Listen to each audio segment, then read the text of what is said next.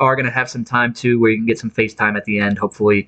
So with that, I turn things over to our executive director, Annie Milley. Well, thank you so much, Scott. And good afternoon to all of you. We are so glad that you are here and so excited to have you join us for our State of the Market event for 2021. As Scott shared, Live Baltimore has been tracking and analyzing Baltimore City multiple listed home sales all the way back since our founding in 1997. And we have been enhancing these efforts for years, but never more than since the start of the pandemic in 2020, when this market data has become even more in demand. Today, we are here to celebrate the year that was 2021 and the housing market that has truly been a bright spot in our city's economy since COVID-19 upended our world. Everyone who's here today will receive our 2021 market report following the event, if you have not already.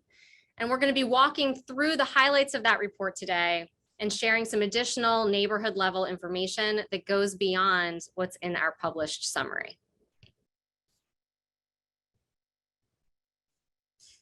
Not to bury the lead, 2021 was an incredible year. Not only was it the best year for city housing in this decade, by most measures, it was the best year in the past 2 decades, which is notable especially because those decades include the last pre-recession boom years.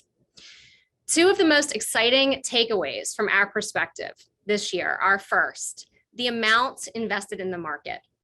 For the first time ever, we saw more than $2 billion invested in multiple listed sales.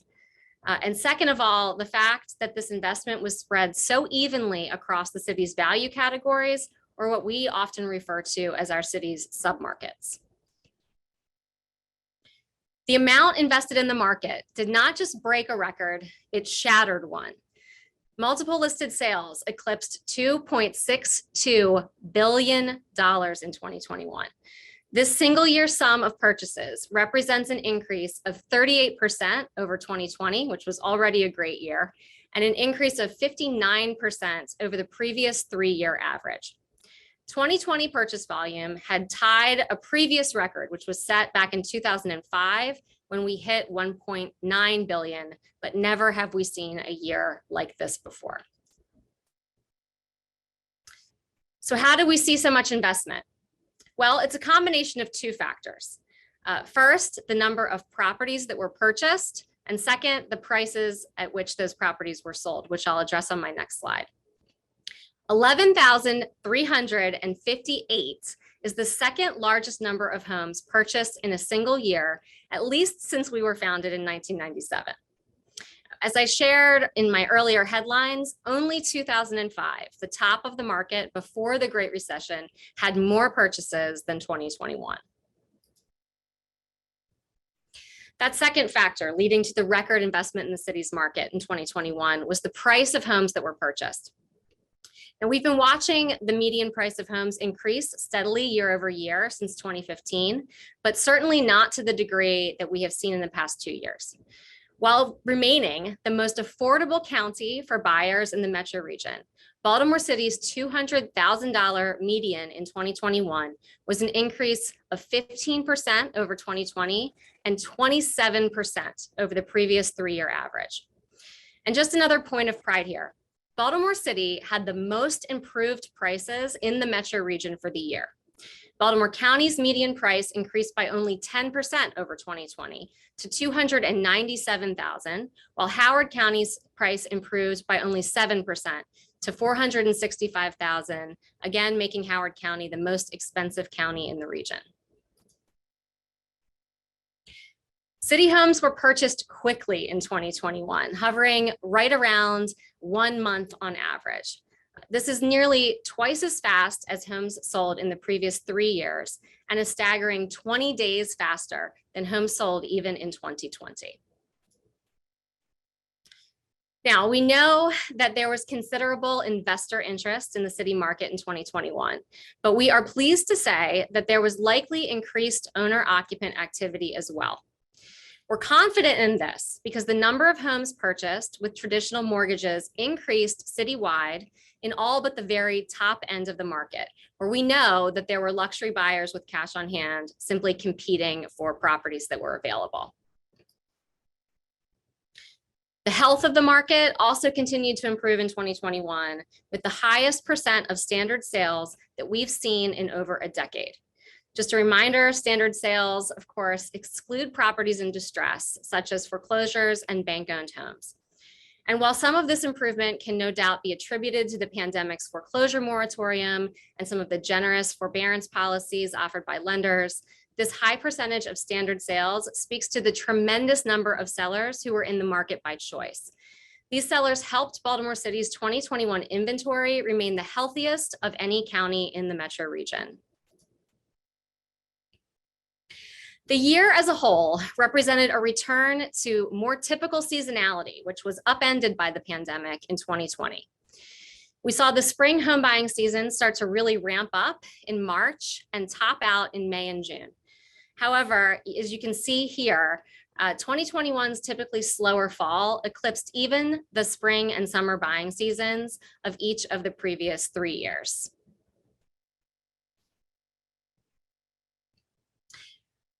Now to get into the neighborhoods a little bit. While the city overall had a great year, so did its individual neighborhoods.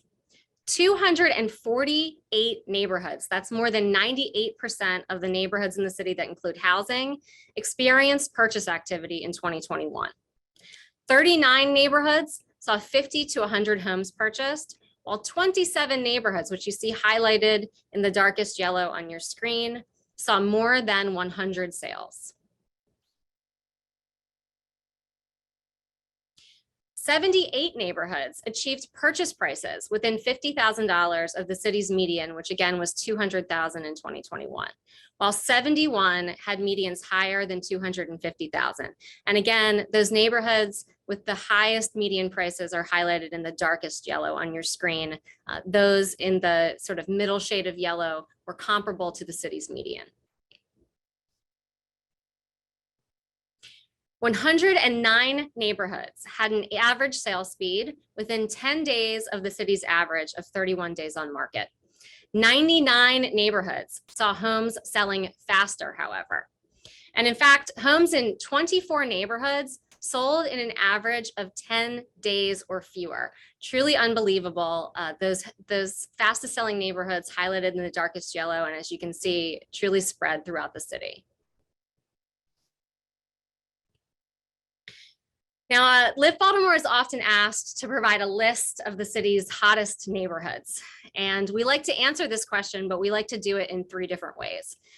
The first way that we answer is, where did the most purchase activity take place? For 2021, the 10 neighborhoods with the most purchase activity include many of the usual suspects, as well as some newcomers. You see here neighborhoods like Canton, which has the most sales, the most purchases every single year because it's a large neighborhood with a large number of homes and a lot of turnover, so a lot of purchase activity on the top of the list, but many newcomers to that list as well, lighting up many regions of the city. Another way that we describe the city's hottest neighborhoods is to look at where buyers were willing to lay down the most cash for their homes. And of course, those of us familiar with Baltimore won't be surprised to see neighborhoods that feature our grand historic estates, those in the northern region of the city, at the top of the list. However, we may be surprised to see an unknown industrial area round out the top 10. The Spring Garden industrial area is down on the southern tip next to Port Covington, and there is a strip of new construction that is just on the edge of that neighborhood, and that's where we got those high prices in Spring Garden industrial area.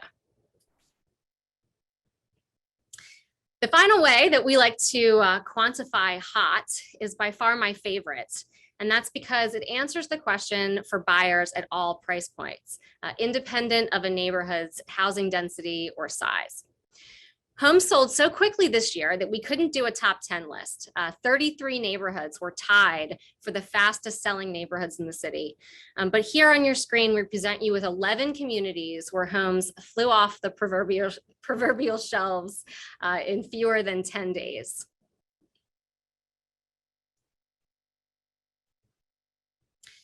So while not every community can make a hottest neighborhoods list, many areas had wins of their own to celebrate in 2021. Compared to the previous 3 years, purchase activity increased more than the city's overall 28% increase in 58 neighborhoods. Again, those neighborhoods that you see in the brightest yellow on your screen, they outperformed the city's increase in purchase volume. While these neighborhoods were spread throughout the city, you should notice that there's a concentration of areas around the harbor, in East Baltimore, and in the York Road corridor, where all of the neighborhoods had those better than expected gains in the number of homes that were purchased. The median price increased more than the city's overall 27% increase in a whopping 121 neighborhoods. Neighborhoods that saw the greatest price increases in 2021 started as the year's most affordable, and in many cases, the most undervalued. Those areas that you see here lit up in the brightest yellow, I think especially notable, you can see that Park Heights area really popping out of the map. Certainly these neighborhoods had lower prices at the start of the year and outperformed the city in terms of increase. While the higher priced neighborhoods saw price increases that were more on pace with the city overall, and in some cases where prices increased more slowly. The speed of sales also improved by more than the city's overall 42% improvement in 60 communities. So again, while better than average improvements were seen throughout the city, you can see all across the map, Northeast Baltimore and other areas that feature detached homes proved to be especially popular with buyers, where things were snapped up nearly as soon as they were listed.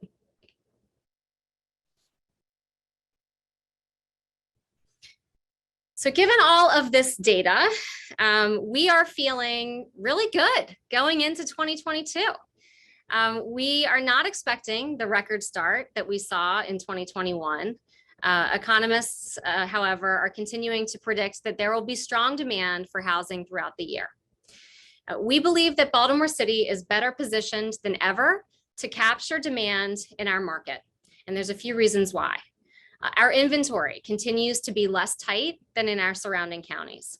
And we also have a good amount of new construction and significant renovation projects that are going to be delivering homes for buyers in the next 12 months. And finally, as more and more people are getting priced out of our increasingly expensive surrounding counties, we believe that more buyers than ever will find value in city neighborhoods in 2022. And so now that you have gotten a sense of what's happening in the market and where, it is my pleasure to introduce 3 experts who are eager to expand on the data that we've just shared by sharing their firsthand experiences working with buyers in the market in 2021. So please welcome Jen Horn, Sales Manager with Ryan Homes, Jojo Olisea with Next Step Realty, and Chris Cook with Berkshire Hathaway Home Services.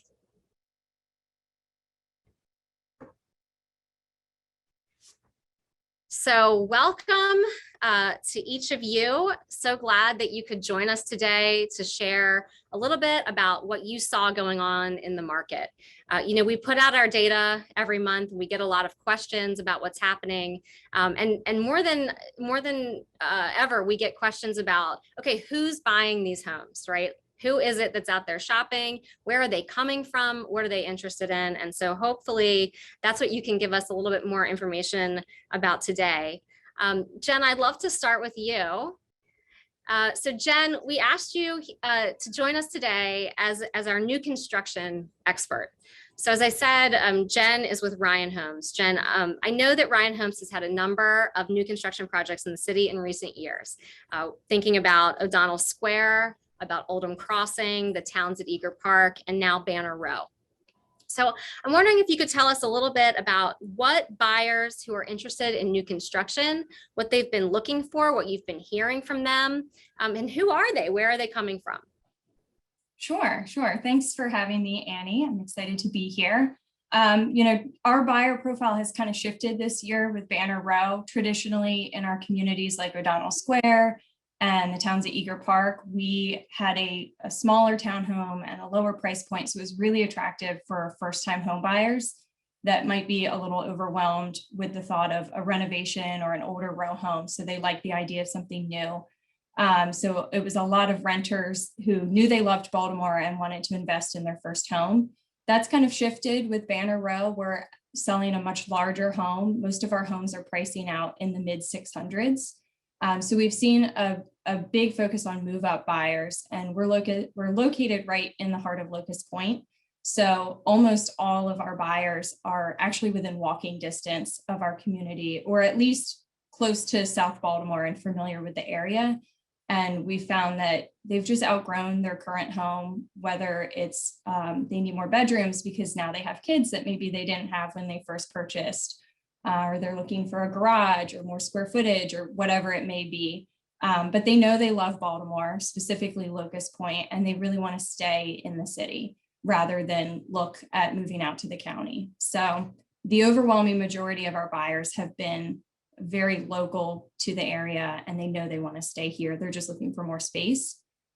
And then we've also seen a buyer that's looking to relocate to the city. A lot of people are coming here for jobs, specifically in the medical field, and they might spend a short amount of time renting, and then they say, you know what, I think I want to put some roots down here, and they're looking at investing and buying a home in the city. So we've seen a good portion of that as well. So that's probably surprising to folks that you're seeing a lot of people moving from within the neighborhood. Would you say that that's typical of some of the other communities that you've developed? Yeah, I think so. I think, there's always some folks in Baltimore who bounce around and check out different neighborhoods and move around, at least maybe when they're renting. But we've found a lot of people end up kind of settling on a neighborhood that they really love. So thinking back to O'Donnell Square and Oldham Crossing that were over in Greektown, we had a lot of buyers who were coming from either Highlandtown, Greektown, maybe Canton, but they were pretty close to that side of town. They knew they wanted to be there. They were just ready to take the step to own instead of rent. Yeah, that's great. That's great to hear. And so in terms of meeting that demand for new construction, what do you guys have in the pipeline for the coming year? Is there anything that's going to be coming online that people are going to be excited to know about? We're always looking for new opportunities. We have a couple things in the works. It might be a little too early to share, but definitely stay tuned. We have a lot of projects over the next year. We see how great the market is based off of the data you just shared. We also feel like 2022 and the next few years are going to be really strong. So we plan to stay in the city and have a presence here. Great. Well, good to hear. So lots of people moving from within the neighborhood. So Jojo, I'm going to switch things over to you. Hi. We asked you to be here really as our resale market expert for the day. We know that you had a really busy year, a busy year for you, a busy year for your team. And we know that you were helping buyers who were shopping all over the city. So I'm wondering what surprised you most about what buyers were looking for in 2021, and maybe even where buyers were looking. So I'll say, I wasn't surprised by what they were looking for. I was surprised where they were looking. We had some buyers who were pretty much, I hate to say priced out, but there was a lot of competition in neighborhoods like Northeast Baltimore, Laurelville, 21206, 21234. And I found more buyers purchasing in Bel Air Edison, 21213. And I think the reason is because the pour over effect was really good for buyers. They could be close to the neighborhood they wanted to live in, but it wasn't as much competition. And then investors were able to get in there, flip houses, turn them over within the year, and buyers were buying renovated homes, more so fully renovated homes, more so than a resale, from a seller. The home was pretty much, it just felt brand new. I'll also say I saw that in 21219, like the 21229, which is the Edmondson Village neighborhood. And I think that was a pour over effect from 21207. And then also so many investors are in those neighborhoods flipping houses. And the buyers the buyers want to maximize their money. You know what I mean? They really want to maximize their budget. And with the new development, the renovations, that's where they can do it best. In terms Yep. of buyers getting priced out, I mean, that was definitely, prices going up everywhere. Did you encounter buyers who were being priced out of the surrounding counties and maybe taking a look at city neighborhoods for the first time? Absolutely. Absolutely. How much time do we have? I had buyers that were priced out of, let's say, Pikesville, 21208. I'm always going back to zip codes because I think it's easier for folks to search these neighborhoods when I say it.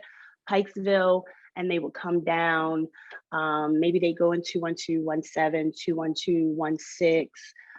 Because it was just, it's so much competition. In the spring and summer, it would be 5, 10 offers, 30, 40 showings, and it's just so much. So we got a reality check quick. And that competitive market, it's tough for first-time buyers. And I know Really you work tough. with a lot of first-time buyers. So how did you help those buyers to sort of cope with the stress of the market over the past 12 months? I think in the consultation, when I sit down with them and I talk to them, I have to be honest and transparent, and I have to just let them know what to expect, and what not to expect. And then kind of map out a strategy. I need to know what you want, what you're looking for, and then we need to talk budget. In this market, can we realistically find all of your wants in a budget? We can get your needs, but can we get your wants? And then I just started to, I would go in when they love it. I would just have the strategy. Listen, I already pulled the comps. This is what we're expecting. I talked to the agent. They have 20 showings. This is not even a joke. They have 20 showings. They already have 2 offers in hand. We have to come strong. So it was just preparing them for the reality of the market and then keeping them calm and trusting me that we can navigate this market well. Yeah. Sorry, I thought I was on mute. It's okay. So you're obviously, as you're taking buyers around, you're seeing neighborhoods all over the city all the time. Yes. And so there were neighborhoods that surprised your buyers. Were there neighborhoods that surprised you in terms of what the product that was available looked like? I don't know if I was surprised, because I always have my ear to the Baltimore streets. I don't know if I was surprised by the neighborhoods. I was surprised that Bel Air Edison made top 4. I will say that. But I've always loved Bel Air Edison. It's always been a neighborhood that I would say, like, this is it. This is so close to everything. I was surprised, and I'll say this, that more buyers were open to exploring the city as an option. Because before it would be the county, I need the county, I need Randallstown, I need Owens Mills. And then I wouldn't even have to can we just look at one? They're like, can you take me to the city? I've already been looking, I think. So that I was like, yes, I live in the city, come live with me. So that was good for me. That's great to hear. So Chris, we asked you to join us specifically to talk a little bit about rehabs and what you've been seeing as you've been selling in the rehab market. I know you work with a lot of developers and a lot of different projects, but I think one that we are really excited about is what's been going on in Upton, the Upton Gateway project. So I wonder if you could start off just telling us a little bit about that project, the size of it, and what was happening with that project in 2021. Yeah, so Upton Gateway is basically based on 2 blocks, the 800 block of Edmondson and the 800 block of Harlem. We have 40 homes. They are rehabs, but they're kind of being sold more like new construction. So with our process, the buyer can pick and choose their tile, flooring, cabinets, countertops, paint colors. So they're kind of getting a process that's more similar to like new construction, but in the shell of a historic house. What we've tried to do is also maximize like the different programs and grants that they can get, so that the buyers are seeing a whole lot of value. We try to keep things affordable. We have not raised the prices since we started. Each house comes with the $10,000 Vegas to Value grant. There's also a program called Live Where You Worship, Live Where You Educate, where you can get up to $25,000, which is huge for a lot of these buyers. We also have a $2,500 lender credit available through our in-house lender, which has been popular. And the developers also had a program where the buyers can get some finishes in the house free. So it's been pretty good. If you talk to a lot of agents in 2020, 2021, now in 2022, everybody is screaming like there's no inventory. So the nice thing about our project is we have the inventory. I've dealt with a lot of agents who made offers on 5 or 10 properties and haven't been able to put their buyer in something. So there's a lot of stressed out buyers out there right now that just can't find what they're looking for. With us, if they're willing to wait a little bit, they can get a really good value. They can customize the house. They can take advantage of some grants, and they're not fighting with 10 other buyers for properties. So that's kind of been huge for us. So tell us a little bit about where the project sits. Tell us about Upton as a community, because as we talk about neighborhoods that might not be on people's radar, that might not be one that's been on people's radar in recent years. So part of the challenge for us has been not only selling these properties, trying to educate people about Upton. If anybody doesn't know where it's at, it's northwest of the Inner Harbor. You probably walk there. You wouldn't want to do it today, but on a nice warm day, you can, from certain areas there, you can actually, on top of some of these houses, you can see the stadium. We've actually had a number of buyers from Montgomery County, PG County, DC. We're real close to MLK, so it's a real quick commute south. So we're kind of drawing from not only within the city, also a lot of people that either are currently living south, or maybe they have a job in DC or somewhere in between here in DC. So it's kind of been a mix.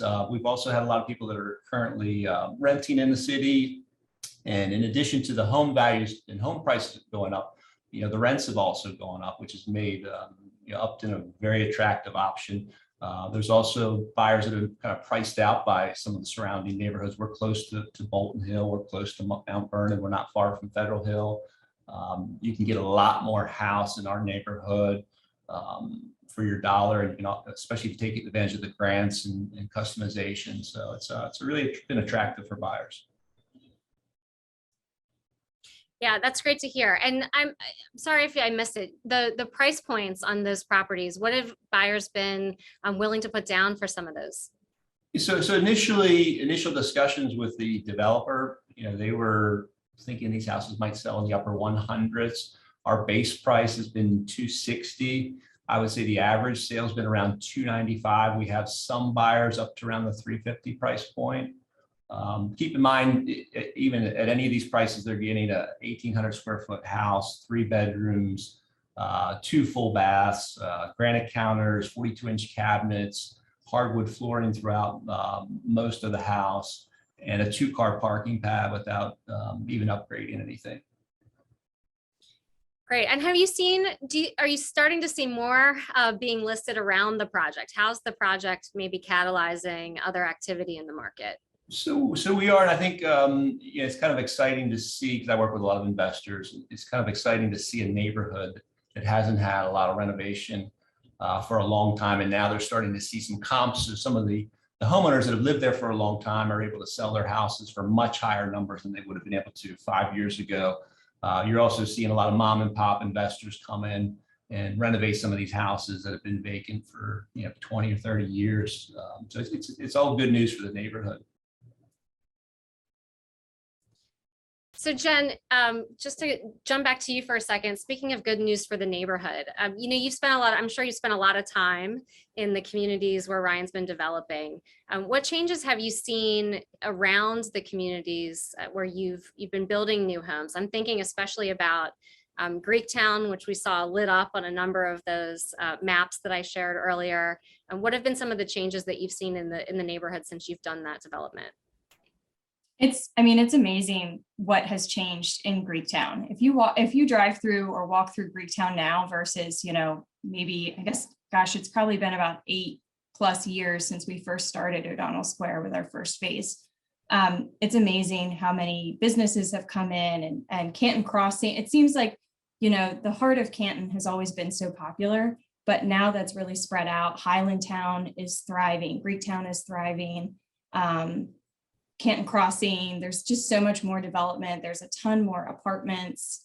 I remember when we first opened there, it was like, you're going to build new homes by railroad tracks and a scrapyard and this. And now it's like, it became one of the most popular places to live. I lived there for several years. So it's been really attractive to people looking for an affordable option in the city. And I think Jojo touched on it. When you want to be in a specific neighborhood, but maybe at the moment that price range doesn't work for you or there's nothing available, going to that next neighborhood over can be a good option. And then 5 or 10 years down the road, it becomes the next hotspot.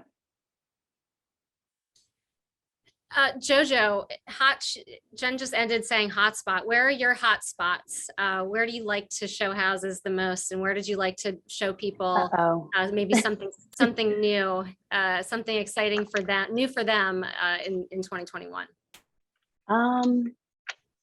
So I always have my favorites. I told you I love Bella Edison. That's for investors, first time home buyers.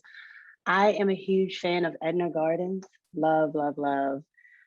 My neighborhood, which I won't say, because I want to stay there. I know it's realtors here. So what else? I love Hamden. With Charles Village in Waverly. I saw Andrea Campo here. She knows I love Waverly so much. So those are some of my favorites. And I like to take clients to neighborhoods that, well, I have to take them wherever they want to go. But I like to show them when they like, well, Jojo, show me something new. I like to take them where I feel really comfortable. Like I know this market really well. I love the charm. It's usually the style of house that the neighborhood offers for me. That's what makes me fall in love. Yep. There's definitely a lot to fall in love with, and there's going to be a lot to fall in love with in 2022. So I wanted to get each of you to talk a little bit about what you're expecting in 2022. And maybe even what advice you're giving some of your clients in 2022. So Chris, what do you, I'll start with you. What are you expecting in 2022? What do you think the city market in particular is going to look like? Well, so one thing to keep in mind is we're starting to see the comps from the previous 2 years that have been really strong hit the market. So I think what you're going to continue to see is you're going to see some development in other fringe areas that may have not gotten attention before, just because the comps are now real. The investors are seeing that, and they're maybe not able to make a profit in other areas. So I think that's good for the city, because we have a lot of vacant properties that we want to see renovated, and we want home ownership. The other thing that we've seen the last couple of years, and I'm already seeing in this year. We're seeing it's almost like once we get past the holidays, the spring market kind of kicks off right after the first of the year. So the first few weeks in January, we're already seeing springtime like activity. We typically see that till about July 4th weekend, and then it kind of slows down a little bit. I think there's also a lot of people that maybe got beat out on properties last year and are determined to make a purchase this year before the rates go up. Rates are still affordable, so you can still get a lot of house for your money. So I think we're going to see a continuation of what we've seen in Baltimore City. Now that we have the appreciation and higher comps, you're going to see it in different areas. Yeah, you brought up rates. Jen, are you hearing buyers who you've been working with talking about rates going up? And do you feel that there's going to be an urgency in the market in 2022?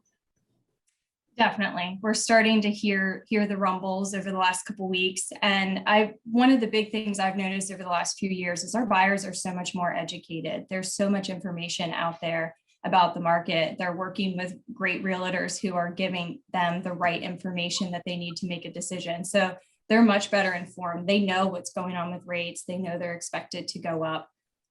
So they know now is a really good time to make a purchase. And I definitely agree with everything Chris said. I think we are going to see some newer markets, new emerging markets pop up. And I think it's going to be another really strong year, but I think there's going to be more opportunity for the first-time home buyer who may have been priced out with some of these bidding wars and things over the last few years. I think there's going to be a lot more opportunity for them to make a purchase this year. That's great. But yeah, we want those first-time home buyers to be able to make a purchase. And Jojo, love to hear what your thoughts are about the year 2022, or even what some of the early advice that you're giving to your buyers is for the coming year.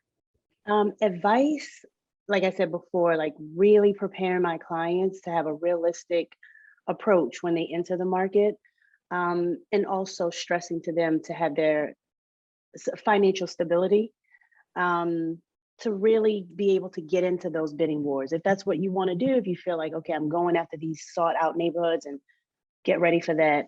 The trends I think I'll see in 2022, Chris said it, honestly, someone asked me today, like, are you slow right now? And I was like, what? I just put 2 properties under contract this week. I'm not. And now I'm in a bidding war. So it hasn't stopped. It's slowed down with the holidays, and it just picked right back up. And all my clients in fourth quarter who were just, getting outbidded, they're all going under contract now. And I see that clients are also buyers are more aggressive as well. Like they are making offers that are very strong. So I feel like buyers are well educated. I think it's going to continue to be a seller's market. And I also think buyers who were thinking about Baltimore County are definitely now like, yes, let's go into the city because I want to buy a home. I definitely think we'll see more, like it'll increase more sales in the city than in the county. I definitely think. Well, that's what we like to hear. And we're grateful to all of you for being a part of the success in the city market. It really takes all of you and your knowledge of different neighborhoods to get buyers out there and excited about what the city has to offer. I'm gonna ask Scott, who's been monitoring the chat, to maybe start throwing out some questions for the panelists, or even questions for myself about what we saw in the market and what some of the data had to show. Awesome job, everybody. Very excited to hear all about that. Glad that 2021 was so good for the city's market. Jen, I'm going to start with you. I have a personal question, and it's pretty selfish because I live right across the street from Banner Row. I'm curious how sales are doing. How much longer are we going to be building there? Scott, I'm still waiting for you to come over and check out the model home and make a purchase. I will come by tomorrow. I'll bring my wife and we'll come by tomorrow. Sales have been great. We opened in September, and just in our first 30 days, we had over 20 home buyers.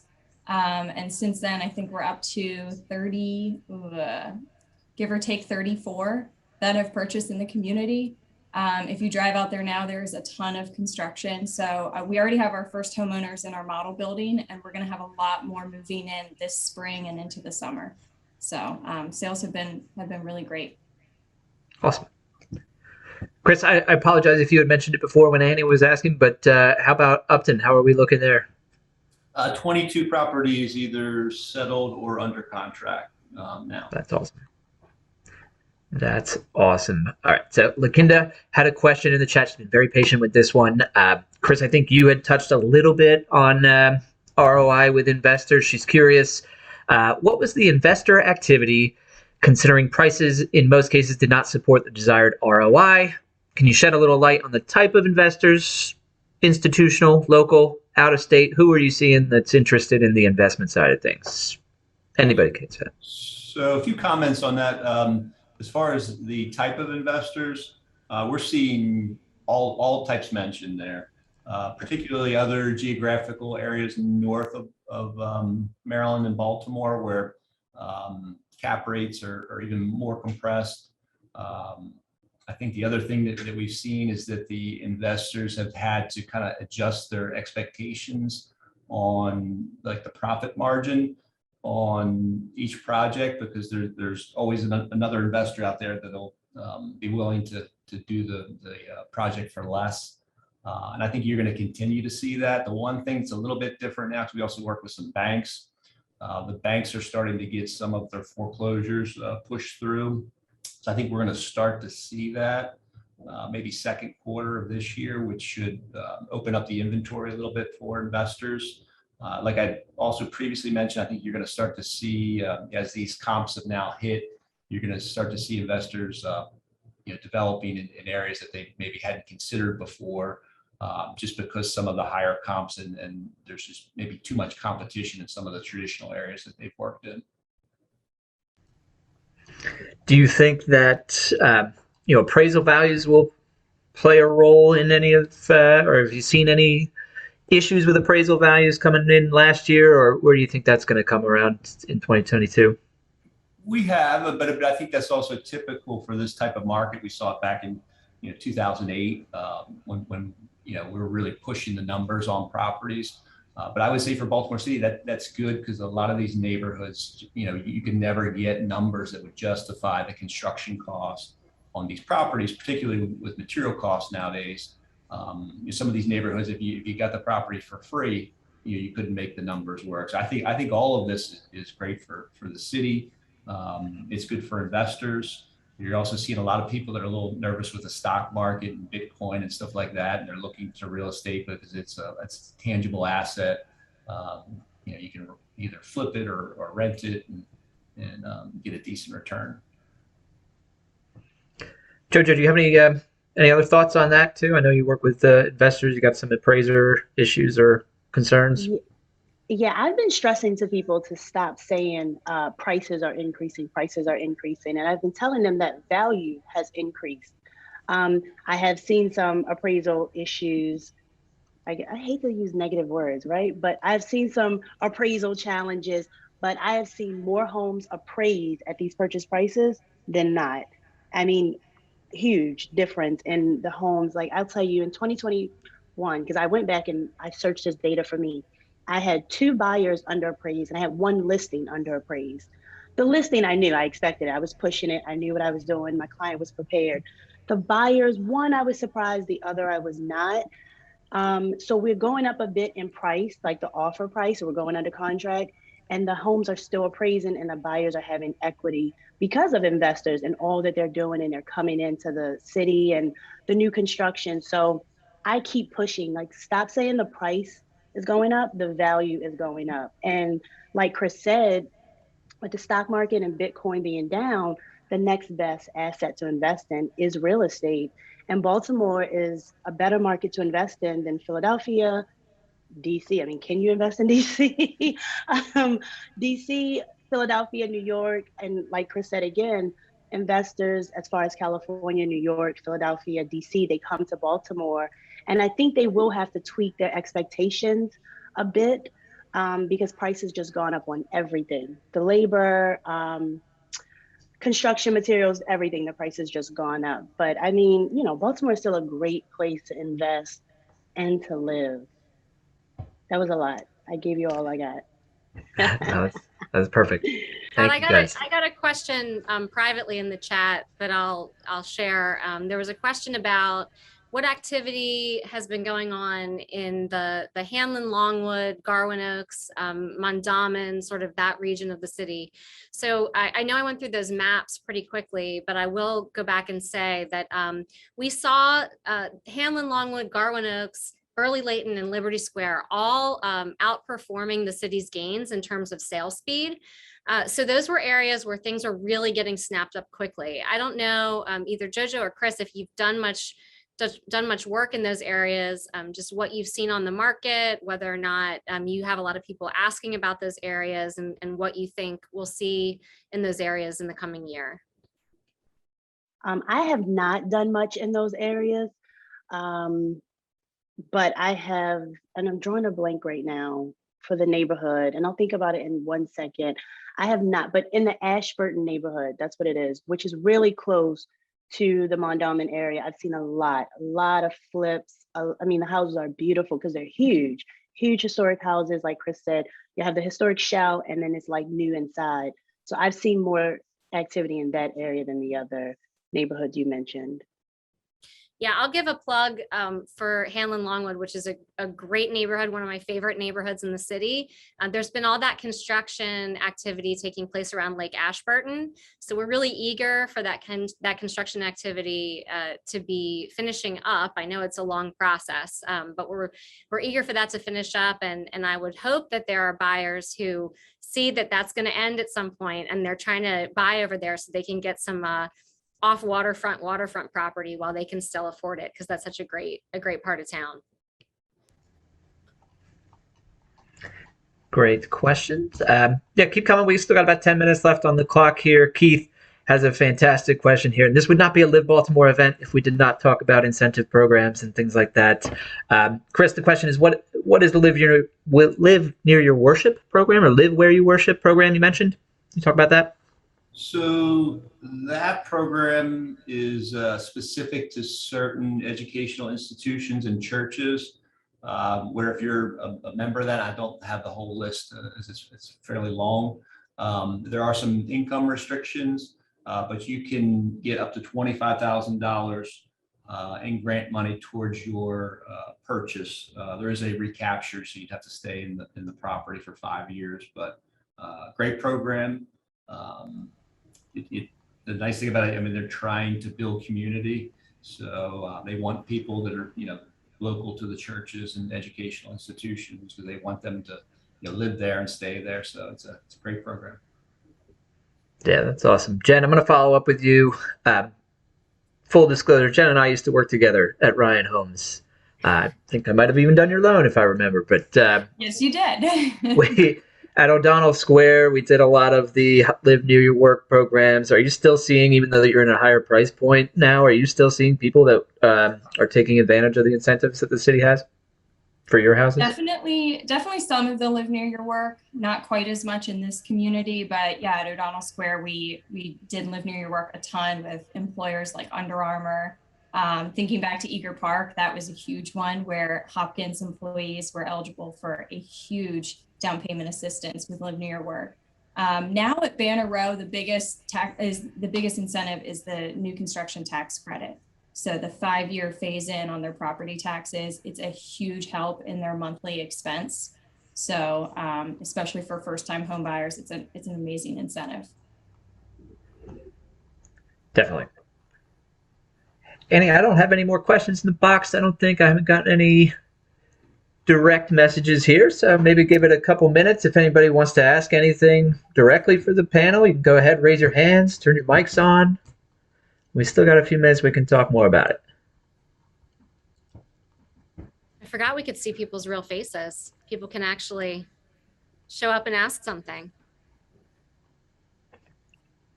Well, there's another question for Chris about the Live Near Your Worship program.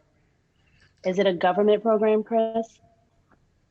I'm not sure, well, about the source of the funds. I will tell you probably the best resource would be to go to our website. It's uptonbaltimore.com. And there's a whole page there on all the grants available, to, not just the Live Where You Worship, Live Where You Educate, but the other programs as well. All right. I did get a good one here from Andrea. I'm going to elaborate on a little bit. Her question was basically for the new construction, Jen, or even Chris too, do you have buyers asking for in-law suites, rentals, which maybe then we can talk about just the whole multi-unit market in general after that. Yeah, I mean, I'll say from our experience, we're definitely hearing looking for an extra bedroom for in-laws or having extended family living in the home. It's definitely become more popular over the last several years, not just in the city, but in all of our communities. It seems to be a big trend. On our side, we don't offer necessarily an in-law suite. We do offer a finished basement, which you can do with a full bedroom and full bath. That's definitely been attractive. I also do a lot of work in the multifamily market, and that market's been on fire. I mean, there's pretty much no inventory. I mean, we say that about single family homes as well, but There's very little inventory at this time. Yeah, Jojo, just how to about you? piggyback, yeah, to piggyback off what Chris said, multifamilies is just every investor from out of state wants a multifamily building, and the inventory is so low. I just tell them, Baltimore isn't an overpopulated city like New York and maybe Philadelphia or DC. We're actually underpopulated. That's why we're here today, trying to get more people into the city. Um, so the need for multifamilies are far and few. And Chris will know this better than me. The process to convert a home into a multifamily just seems like, well, I don't even know. You got to go talk to the city. But so with that being said, they're far and few. So you have to search all over. And with you trying to talk about prices going up, the prices have definitely gone up with multifamilies. And I mean, it's a great thing for the city, but investors, I feel like that is really, really a seller's market over there, the multifamilies. Yeah. Yeah, And multi-units. I think Annie asked me, what else do buyers want? Now with the pandemic and so many people are working from home, buyers want a space for work. Like I think now buyers feel like I'm home more, or I need to be home. I want to be home to just be safe.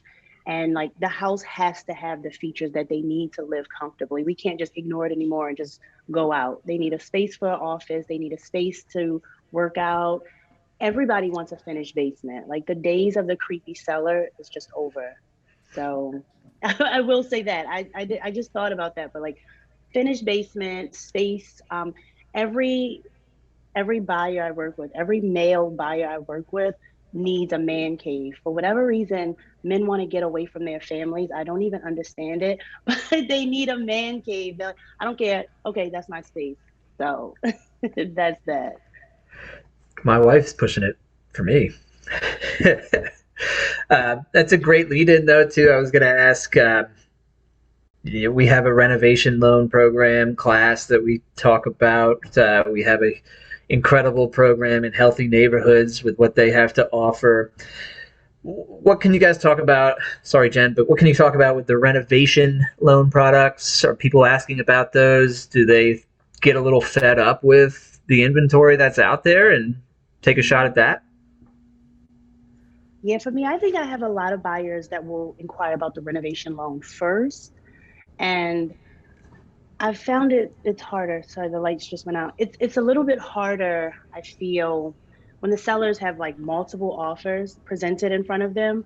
When we have the renovation loan, um, it's harder. It's a little bit harder for us to go under contract. I find that we put more properties under contract. Especially I see more renovation loans, and I should say this, with investors who are going to house hack. They're going to live in one unit and rent the other two out. I see a lot of them doing renovation loans, and it takes three, seven. I'm thinking of one client, 7 offers before getting them under contract, and then you have the hurdle of getting the contractor, the material costs. So that's why I see the most renovation loans coming from are investors who are going to house hack and live in the property. Scott, I see a question about Reservoir Hill. And so again, just wanted to point out, we saw Reservoir Hill, it outperformed the city in terms of the increase of the number of sales that it saw.